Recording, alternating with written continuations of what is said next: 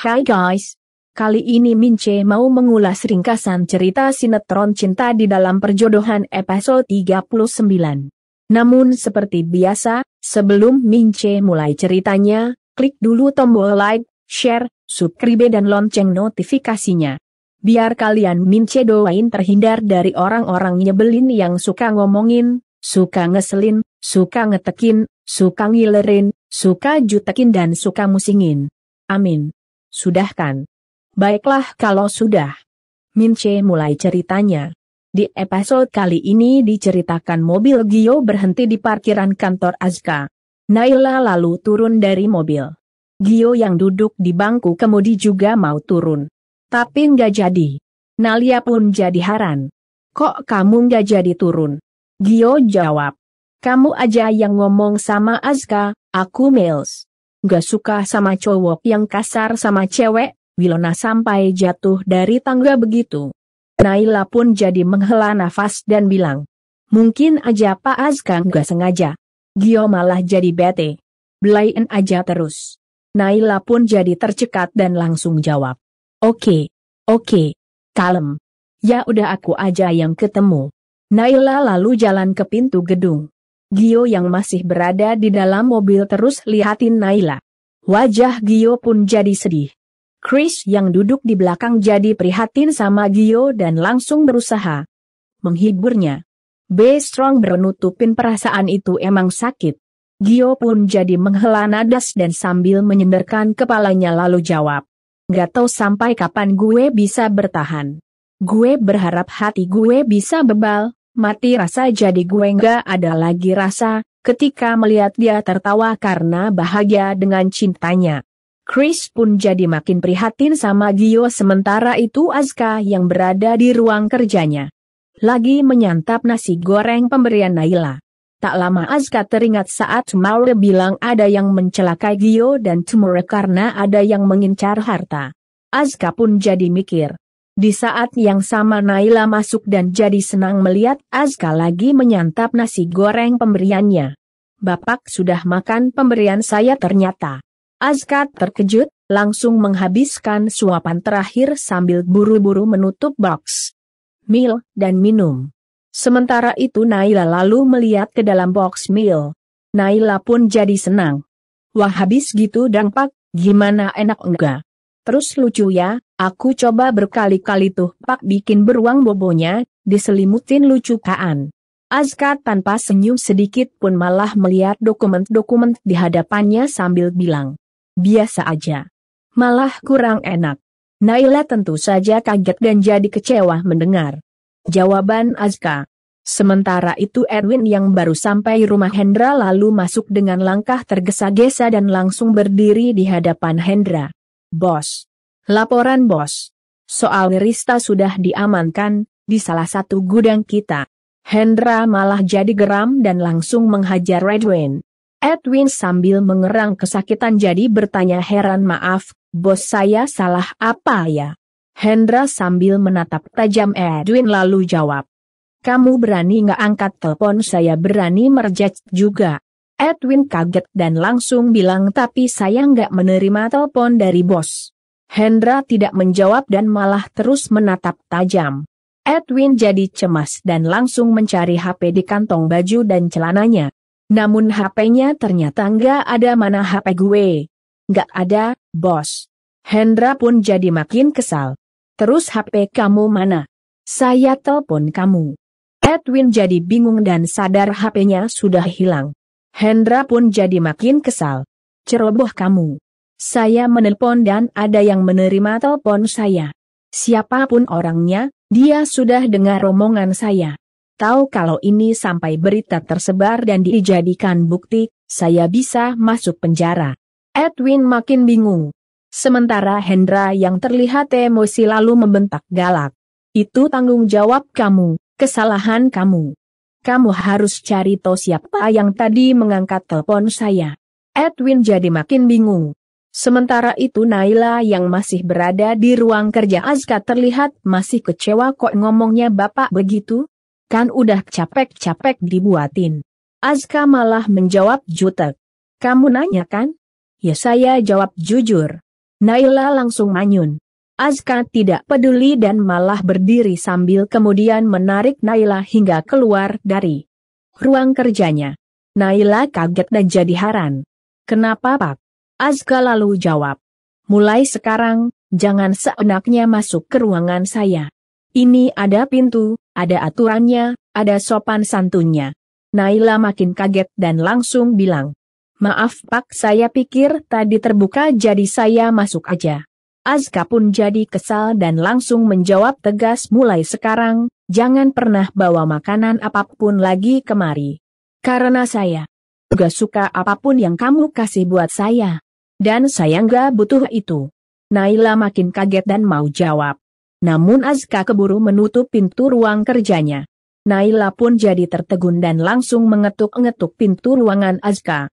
Pak, bisa kita bicara Pak? Maafin saya Pak. Pak Azka Pak. Azka tidak menjawab. Naila pun jadi kesal dan mau buka pintu ruang Azka. Namun gak jadi dan malah termenung sedih. Sementara Azka yang ada di dalam ruangan kerjanya tampak menahan pedih sambil menyenderkan ujung keningnya ke pintu. Tangan Azka pun tampak mengepal keras. Sementara itu Naila yang ada di depan pintu terus mengetuk pintu. Azka pun jadi makin pedih dan berkata dalam hati. Tubuh aku sudah sering sakit karena dipukuli, sakit tapi nggak pernah sesakit ketika mengkhianati perasaan sendiri. Sementara itu, Naila yang masih berdiri di depan pintu masih termenung sedih dan berkata dalam hati. Kenapa menyukai seseorang begitu sulit? Kenapa cinta seperti permainan, kemarin datang penuh perhatian dan mengejar-ngejar, dan hari ini dihempaskan pada saat hati ini sudah memilih. Naila yang sudah tidak kuat menahan kesedihannya lalu menyandarkan tubuhnya ke pintu. Di balik pintu Azka yang juga lagi sedih. Menyandarkan tubuhnya di balik pintu. Tak lama Naila pun akhirnya pergi dengan wajah yang masih terlihat kecewa. Tiba-tiba Gio muncul dan jadi menatap heran Naila. Kamu kenapa Nai? Ada masalah? Naila yang emang masih kecewa sama Azka lalu jawab.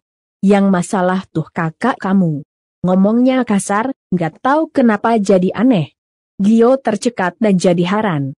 Aneh? Tapi kan Azka memang suka keras dan agak kasar. Naila pun lalu jawab. Kakak kamu bukan kasar tapi tegas. Namun hari ini dia udah kasar. Sarapan gak enak katanya, tapi gak harus kasar juga ngomongnya. Hargai dong orang yang udah capek-capek buat. Gio pun jadi menghela nafas dan kemudian berusaha menenangkan Naila. Paling ada masalah di kerjaan, jadinya Azka seperti itu. Naila tidak menjawab dan malah meneteskan air matanya. Gio pun jadi makin heran. Kamu nangis Nai? Naila terkesiap dan langsung mengalihkan pandangan ke arah lain sambil jawab. Ih enggak lah. Ngapain nangis cuma karena kakak kamu yang gak jelas itu. Gio pun jadi menatap iba dan sayang sama Naila. Perlahan Gio lalu gerakin tangannya, mau mengelus kepala Naila. Namun Gio ragu dan gak jadi melakukannya. Ya udah kamu tunggu di mobil aja ya. Biar aku yang bicara sama Azka. Naila sambil menghela nafas panjang mengangguk. Naila pun lalu beranjak ke parkiran. Sementara itu Gio bergegas ke ruangan kerja Azka. Di saat yang sama Renata dan Tere sampai di depan rumah Hendra. Wajah Renata terlihat masih tegang karena belum berhasil dapat kabar keberadaan Rista, kakaknya. Edwin jalan di depan mereka, mengawal dari depan. Di satu jarak, Renata tiba-tiba menghentikan langkahnya, menatap Tere dengan khawatir. Tere, kamu nunggu di luar aja, ya? Biar saya masuk sendiri. Tere yang juga mengkhawatirkan Renata lalu jawab. Jangan, Bu, saya ikut ibu masuk aja. Saya temenin ibu ke dalam. Namun Edwin buru-buru menahan Tere sambil bilang. Gak bisa. Tamunya Pak Hendra cuma Bu Renata, kamu gak termasuk. Tere gak rela biarin Renata masuk sendiri, karena bahaya ketemu Hendra sendiri, walaupun sebelumnya Renata juga sendiri aja. Renata pun lalu kasih kode ke Tere, seolah bilang gak apa-apa dia sendiri aja. Tere pun akhirnya mengangguk. Sementara itu Edwin lalu bilang, Handphonenya ditinggal aja. Renata tentu saja menolak. Nggak, saya butuh HP saya selalu bersama saya. Edwin jadi kesal, apa mau saya banting lagi HP kamu? Renata pun jadi geram dan akhirnya menitipkan HP-nya ke Terry. Renata pun lalu mau melangkah masuk. Namun Edwin tiba-tiba menghalanginya lagi. Renata pun jadi kesal. Apalagi? Edwin tidak menjawab dan malah menatap tasnya Renata. Renata pun jadi makin kesal dan langsung tunjukin tasnya sambil bilang, "Ini juga ditinggal." Edwin mengangguk. Renata pun jadi makin kesal dan terpaksa menitipkan tasnya ke Terry. Edwin pun tersenyum sinis sambil kemudian mempersilahkan Renata masuk. Renata sambil menatap tajam Edwin lalu masuk ke dalam rumah. Hendra yang sudah berada di dalam lalu sok menyambut ramah Renata. "Selamat sore, Renata." Namun Renata malah menatap geram dan jawab, "Gak usah banyak basa-basi." Hendra malah senyum dan bilang, "Ternyata kamu bisa emosi juga." Renata yang emang lagi kesal dan lagi mencemaskan saudaranya lalu meminta Hendra mengembalikan saudaranya. Hendra pun jawab, "Sabar, kita lihat ini dulu." Hendra lalu setel TV. Di TV pun akhirnya terlihat rekaman HP. Rista ada di tayangan itu dan tampak ketakutan sambil teriak-teriak dan menatap bingung sekitar. Renata pun jadi sedih dan sambil menahan air matanya agar tidak menetes lalu mengelus layar TV, tepat di depan wajah kakaknya. Hendra pun jadi puas dan langsung matiin TV. Renata kaget dan kembali menatap Hendra sambil bertanya marah, "Di mana kakak saya sekarang? Lepasin dia." Hendra sambil tertawa puas lalu jawab, "Sabar, Renata. Kita ngobrol dulu. Saya tidak mengira dari awal kita bertemu, ternyata kamu sebenarnya sedang ngincar saya." Di tempat lainnya, Gio yang sudah sampai di depan ruangan Azka lalu masuk. Azka yang ada di dalam ruangan kerjanya kaget dan langsung mendongakkan kepalanya, melihat siapa yang datang. Setelah tahu yang datang ternyata Gio, Azka pun lalu kembali menatap laptopnya. Sementara itu Gio lalu menghampiri Azka sambil bilang, "Azka, aku nggak paham ya sama kamu. Kamu kenapa sih selalu bersikap kasar?" Azka tanpa memalingkan wajahnya malah balik tanya, "Maksud kamu soal Naila? Urus saja dia, saya nggak peduli sama perasaannya." Gio pun jadi kesal dan langsung bilang, "Kamu harus minta maaf ke Naila. Dia itu perempuan yang kamu cintai. Kamu gak bisa perlakukan dia seenaknya sendiri." Azka pun jadi kesal dan langsung menatap Gio sambil menjawab tegas, "Saya nggak pernah cinta siapapun, kecuali diri saya sendiri."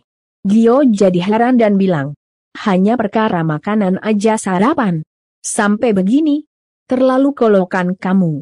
Gio pun lalu pergi. Namun saat sampai depan pintu Gio berhenti dan langsung berbalik sambil melihat box meal. Isinya ternyata tinggal dikit. Gio pun gak jadi pergi dan malah mendekati box meal, mengambil sisa nasi goreng yang ada di dalamnya dan langsung memakannya. Gio pun lalu mengunyah nasi goreng sambil kemudian menatap sinis Azka dan bilang, "Ini sih bukan soal memasakan. Enak kok, lalu soal apa?" Azka malah jadi kesal dan langsung menyuruh Gio keluar dari ruangannya. "Saya gak suka, lagi kerja diganggu." Namun Gio malah jawab, "Enggak, aku gak mau keluar, sampai masalah ini jelas." Azka pun jadi makin kesal. "Terserah. Saya aja yang keluar." Azka pun lalu pergi dengan wajah kesal. Gio karuan jadi jengkel dan bergegas mengejar Azka. Sementara itu Renata yang masih berada di rumah Hendra lalu menatap Hendra sambil bilang, "Kamu yang datang ke saya jangan sembarang tuduh." Namun Hendra malah bilang, "Tapi Rista kakak kamu, saya ingat dia siapa, bagaimana dia menangis berhari-hari menghubungi saya hanya ingin saya tetap bersamanya." Renata pun jadi kesal. "Cukup, saya nggak mau dengar itu." Hendra lagi-lagi malah tersenyum dan bilang, "Kamu ternyata mendekati saya untuk balas dendam yang saya lakukan sekarang, sama seperti Kamu lakukan saya membalas perlakuan kamu mengambil perusahaan saya. Renata jadi makin geram dan bilang kamu benar-benar licik. Namun Hendra lagi-lagi malah ketawa dan bilang sekarang kamu tidak bisa berbuat apa-apa, kamu harus ikuti yang saya mau. Ingat, Rista, kakak kesayangan kamu itu pasti makin tertekan di sana. Bisa saja dia bunuh dirinya sendiri, karena frustrasi tidak ada yang ngurusin, jadi jangan salahkan saya kalau kakak kamu mati. Renata pun jadi syok. Sementara itu Hendra langsung tersenyum licik. Di tempat lainnya, Aska yang terlihat masih kesal keluar dari pintu lobi kantornya. Tak lama Gio yang lagi mengejar Aska muncul sambil bilang, "Aska, berhenti. Kita belum selesai bicara." Aska. Namun Aska tidak menghiraukan ucapan Gio dan malah terus melangkah pergi. Gio pun jadi makin kesal dan akhirnya dengan sangat terpaksa menghadang Aska sambil bilang, "Come on, man, kita ini bukan anak kecil lagi. Susah ya, dewasa dikit aja. Ada masalah, bicarain dan baik-baik. Nggak usah pakai nyakitin perasaan orang." Aska yang emang lagi kesal lalu menjawab ketus, "Nggak usah deket-deket saya, kalau masih pakai perasaan saya ini bicara memang begini, kamu nggak usah ngatur. Saya nggak peduli. Nggak usah ngejar segala." Di saat yang sama Naila melihat Gio dan Aska. Naila pun lalu menghampirinya. Gio yang emosi dengar jawaban Aska dan tidak tahu jika Naila lagi menghampirinya lalu mendorong keras Aska sambil bilang, "Kamu emang lelaki aneh, kamu boleh kasar sama siapa saja. Tapi ini sama Naila. Tega banget nyakitin perasaan cewek yang udah tulus sayang sama kamu." Aska jadi marah. "Nggak usah berlebihan. Cuma gara-gara bikin sarapan, terus dibilang tulus sayang." Aska juga lalu bilang, "Kamu pikir saya peduli sama Naila? Pikiran kamu ketinggian. Saya nggak pernah peduli sama dia. Dan apapun yang berkaitan dengan dia." Di saat yang sama Naila sampai di tempat Aska dan Gio berada. Naila yang mendengar langsung ucapan Aska jadi syok dan langsung bertanya, "Heran, maksud Bapak apa?" Aska kaget begitu tahu Naila sudah berada di dekatnya. Gio juga kaget dan jadi nggak enak. Gio pun lalu berusaha kasih penjelasan ke Naila. "Nai, ini urusan aku sama Aska. Kamu bisa kan pergi dari sini?" Namun Naila malah menggelengkan kepala sambil tanya, "Aku cuma mau tahu kenapa Pak Aska bilang nggak peduli sama aku. Ada apa? Selama ini yang Bapak tunjukkan itu beda. Bapak itu peduli sama saya, Bapak juga jaga saya." Naila jadi teringat beberapa kejadian saat Aska menolongnya. Naila pun lalu melanjutkan ucapannya, "Tapi yang Bapak katakan sekarang, ini maksudnya apa? Kenapa Bapak berubah?" Aska pun jadi terdiam. Perasaannya berkecamuk. Aska pun lalu menatap Naila dengan tatapan penuh kasih sayang.